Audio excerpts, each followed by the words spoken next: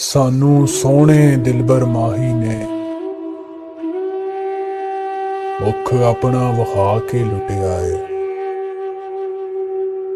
कि दसीए सानू सजना ने